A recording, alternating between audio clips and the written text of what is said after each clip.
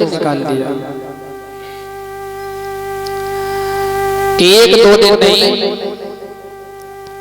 परीक्षित महाराज जी उत्तानपाद महाराज की पत्नी सुनीति को रहते हुए वहां अकेले 6 महीना व्यतीत हो गए।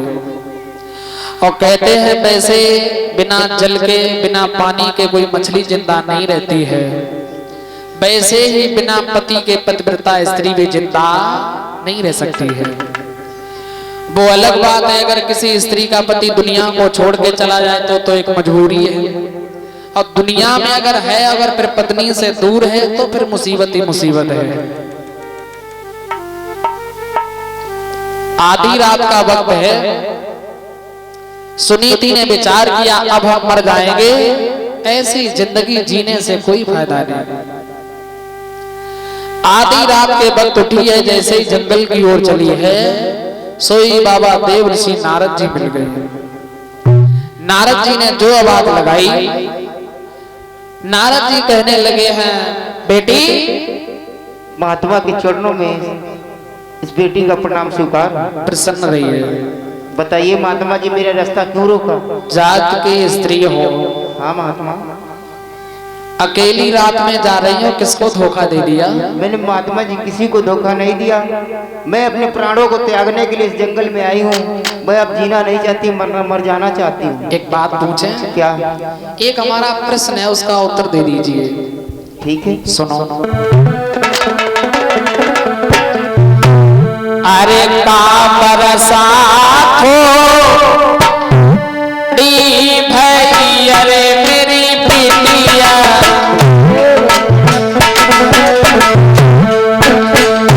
अरे के तो है के सामने,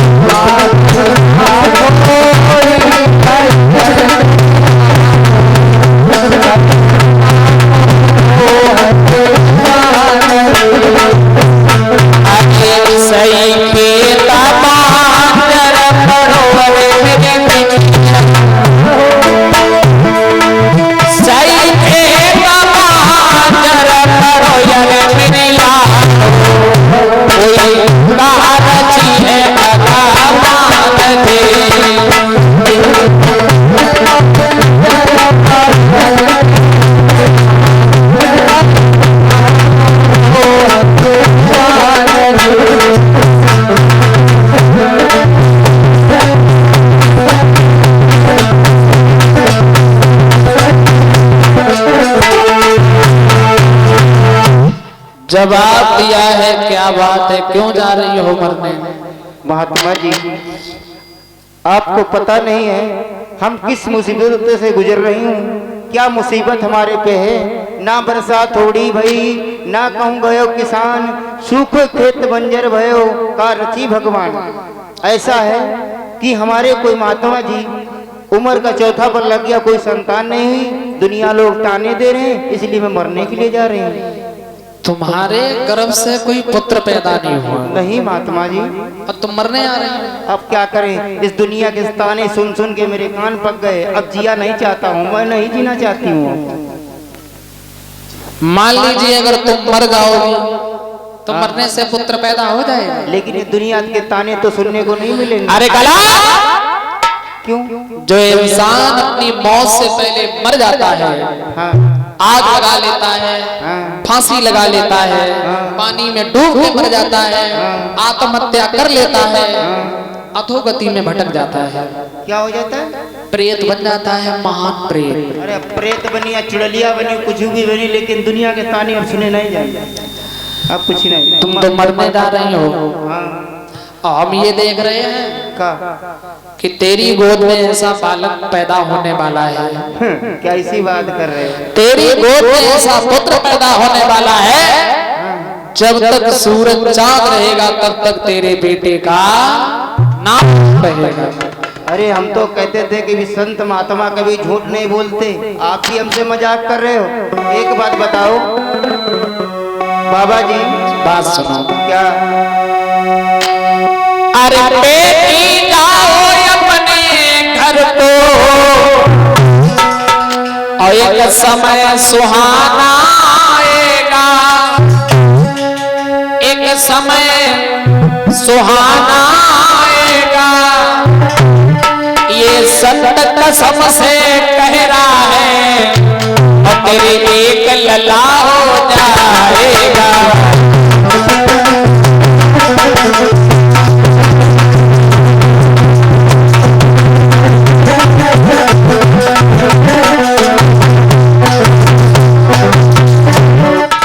और सुनो, तुम ये कह रही हो कि हमारे पति पास में नहीं आ रहे हैं। सुनो, जिस बाग का माली चला गया, अब वो माली वापस आएगा, वो माली वापस आएगा। बेटी तुम अपने घर जाइयो, एक लला हो जाएगा।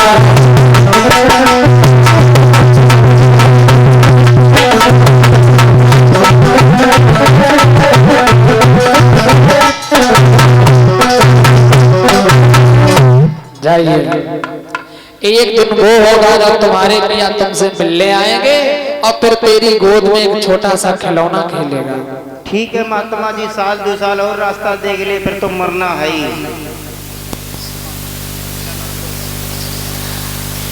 समझ में आ रहा है?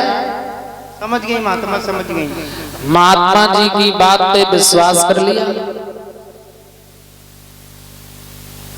लौट आए। अब सोच रही है कौन सा वो दिन होगा जब हमारे पिया हमसे मिलने आएंगे, कौन सा वो दिन होगा जब हमारे गोद में एक छोटा सा खिलौना खेलेगा। इसी में सारे दिन रात बीते जा रहे हैं। इधर एक दिन राजा उत्तान पास शिकार खेलने गए हैं, शिकार खेलने गए हैं। शिकार खेलने के बाद जब लौट करके आए तो थोड़ा थोड़ा अंधेरा हो गया, तो रानी ने किवाड़े बंद कर लिए और सो गई है। उत्तान पाद महाराज जब लौट करके आए हैं तो सुरुचि के जब कमरे के पास गए हैं तो कुंडी खटखटाने लगे। सुरुचि, दरवाजा खोलो, दरवाजा खोलिए। अरे सो गई हो क्या? सब दासियां भी सो गई, दरवाजा खोलो। दरवाजा कौन खोले? वहां सुनीति, वो सुरुचि जो है बहुत गहरी नींद में सो गई भैया। अरे सुख नींद सोए गई रानी,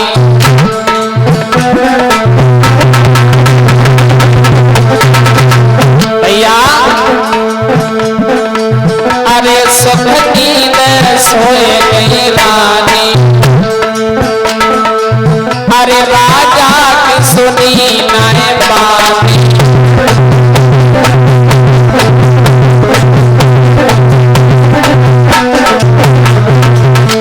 काफी देर तक कुंडी खटखटाते रहे। दरवाजा खोलो, दरवाजा खोलो। फिर अपनी बड़ी रानी की याद आ गई। अरे क्या याद बड़ी की आए, फौरन घोड़ा तो लौटाए।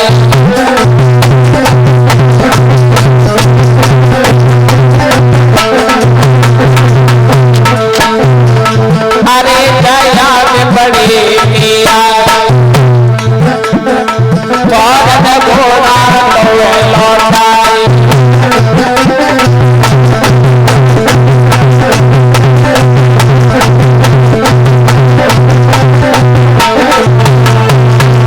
जो बड़ी रानी की याद आई है, घोड़ा को वापस किया, बड़ी रानी से मिलने पहुंच गए रात में।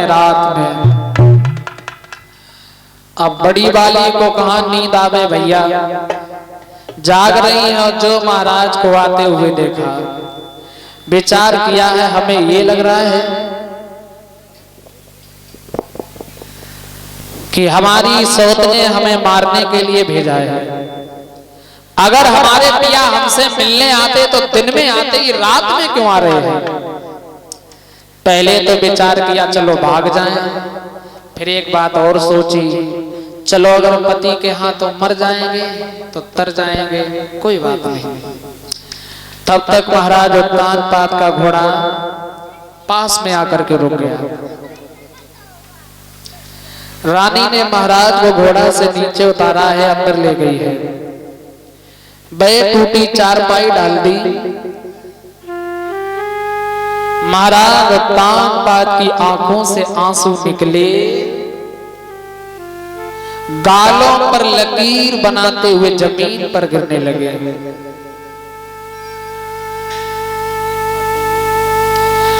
उत्तानपाद महाराज ने जवाब दिया है सुनीति से, सुनीति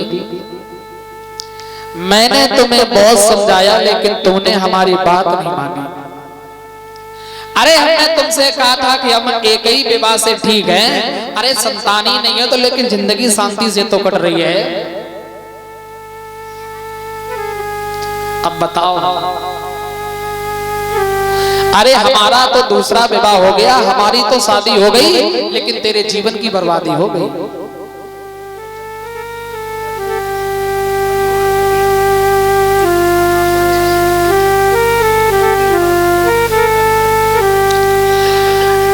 उत्तानपाद महाराज और सुनीति में काफी देर बातें होती रही।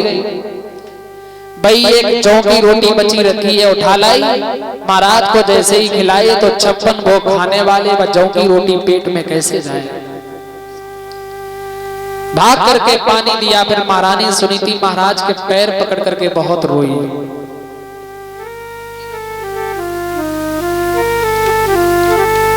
श्री सुखदेव जी समझाते हैं राजन परीक्षित, दूसरी चारपाई नहीं है, उसी टूटी हुई चारपाई पर राजा रानी ने लेट करके विश्राम किया। सुबह घड़ियाल वाले ने घंटा बजा दिया, मुर्गा ने आवाज लगा दी। उत्तानपाद कहने लगे अब तुम हमें जाने दो। क्यों? तुम्हें तो मालूम है कि एक काले मूड वाली घर में बैठी है, अगर उसने जान लिया कि हम तुम्हारे पास आए हैं तो तुम ये समझ जाओ कि खटिया खड़ी बिस्तरा गोल, सब उल्टा सीधा हो जाएगा। जैसे ही महाराज उत्तानपाद चले हैं और जो घोड़ा पे सवार हुए, सुनीति ने हाथ पकड़ लिया। जा रहे हो? हाँ। 6 महीना हो गए तब आज आए हो, अब जा रहे हो? अब ये तो बता दो कि अब कब आओगे? उत्तानपाद कहने लगे अगर कभी समय मिल गया ना तो हम जरूर आएंगे। क्यों? सुनो,